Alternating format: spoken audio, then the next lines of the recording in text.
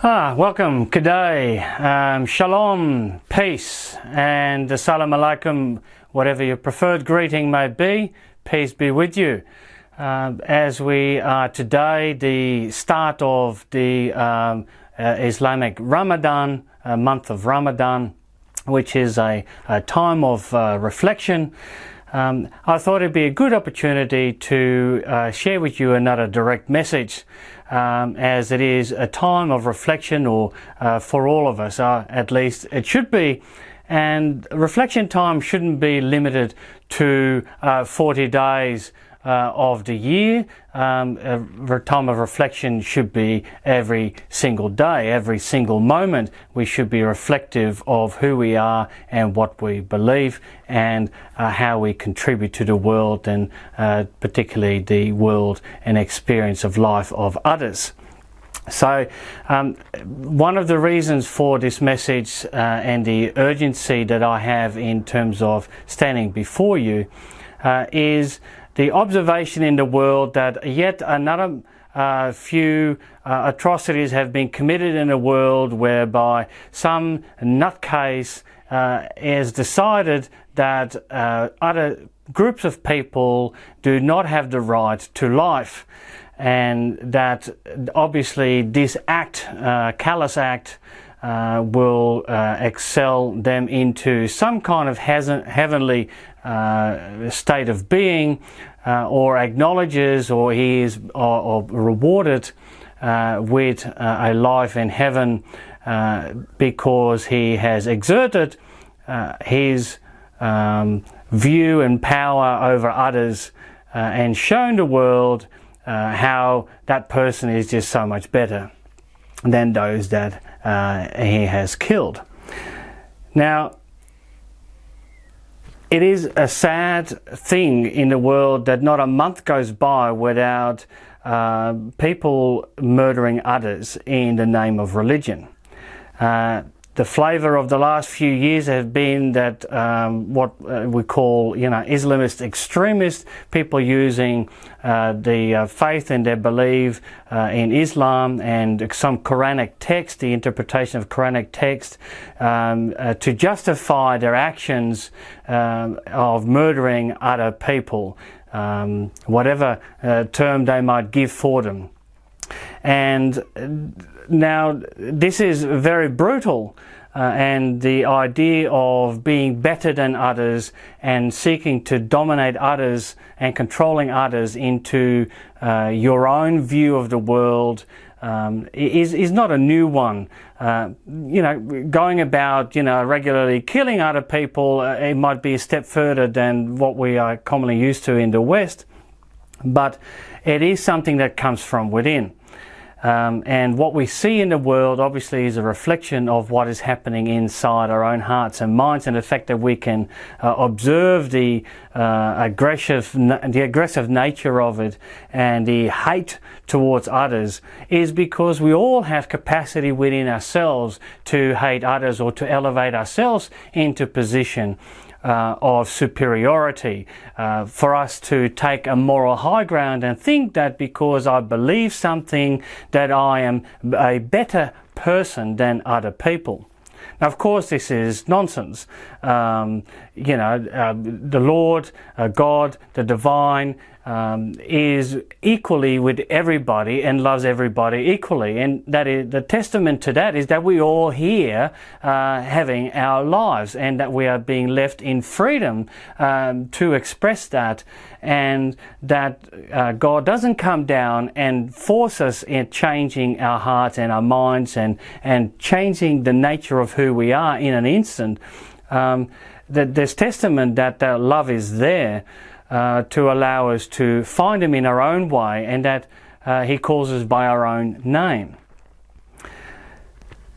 The different religious texts that are being used, or the different beliefs, come down to the individuals and the way that they interpret text. I wholeheartedly believe that whatever you want to find or justify from any text, from any sacred text, whether that be the Bible, the Bhagavad Gita, the Quran, whatever if you have your heart set on proving some aspect of it, you can go into those texts and you can find it.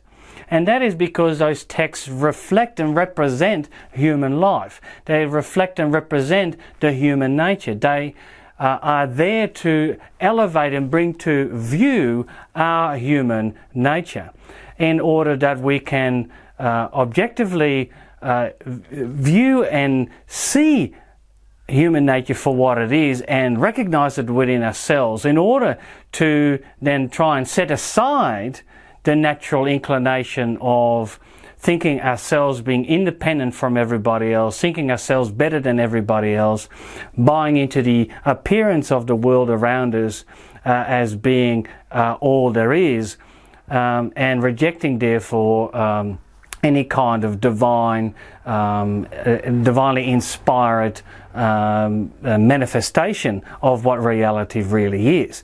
And so if we are to come to the sacred text with a heart from a perspective of love and a mind that is open to see the truth, then we will allow what is good and what is true to come into us and bring to the surface that which is reality, that which is good and that which is true, rather than it filtering from our own perspective and bringing the externals inwards. The world around us is, and the way to seek a moral high ground is not limited to people with religious beliefs either. In the political realm we see it all the time, a victimhood mentality and a mentality of trying to control others into a certain kind of behavior that we want them to behave as. Rather than letting people be free who they are and free to express themselves. And of course there's a limit to that. We can't get about people letting freely expressing themselves and murdering or otherwise, provided we let other people be free in the same way. People should be free to live as they see fit and free to kind of uncover their own truth and experience the truth and try and align their hearts and their minds and experience that so that they can grow in their own pace. Nobody can be changed at gunpoint. Nobody can become a good person overnight by being compelled to do so by force. We can compel ourselves, and that's the ideal state, but nobody can compel us. And in an instant, we are changed. We're changed people. We might behave differently, but we haven't actually changed internally. And so you see that with, microaggressions, with safe spaces, with trigger warnings, with all this political correctness that has gone mad in the world, whereby people are constantly being picked up for saying something, for trying to have an open and frank discussion about difficult topics.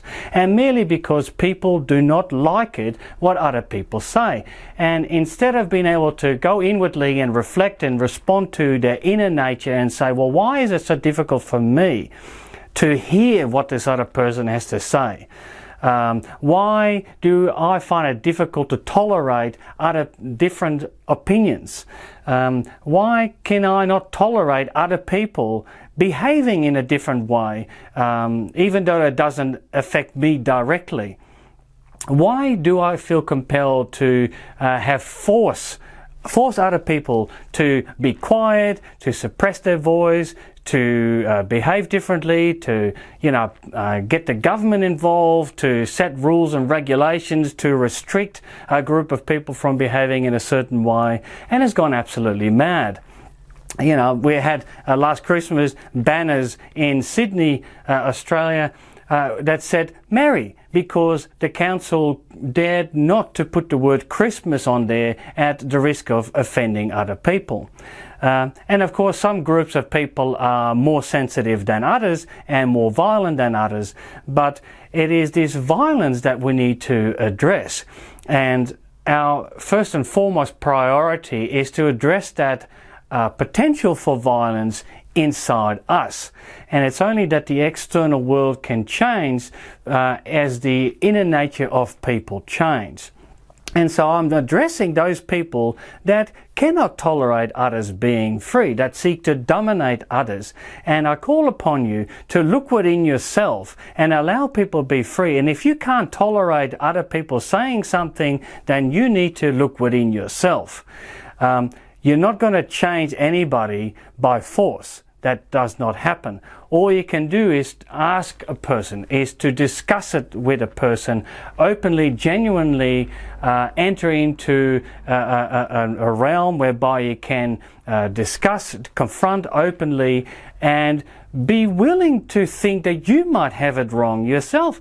If you put yourself on a moral high ground and think that you know better than everybody else, then you've already lost. You've already put yourself in the place of God, effectively. You put yourself in the moral superior state that can no longer change. And then you've already lost the internal battle for improving yourself. So as we have this time of reflection, while my Muslim brothers and sisters ponder on this, that God has created everybody equal, and that we are all on our own individual path, and that the external world is here to teach us, is here to help guide us, and that the guidance, the true guidance, comes from the divine within us, individually and separately. Under no circumstances for anybody in the world should it be appropriate to dominate, to control, or kill other people. And that includes the killing of another person's spirit. Why don't we start thinking about lifting everybody up, and instead of pointing fingers at what is wrong with another person, think about how we can help another person perhaps bring a different perspective, but allow them free to reject that, and point a finger inwardly and see how it is in us that we can become more tolerant, more appropriate, and humble ourselves into a state where we can allow what is good and what is true to take root in ourselves and grow. Well, that was my message for today. Thank you very much, and I'll see you next time.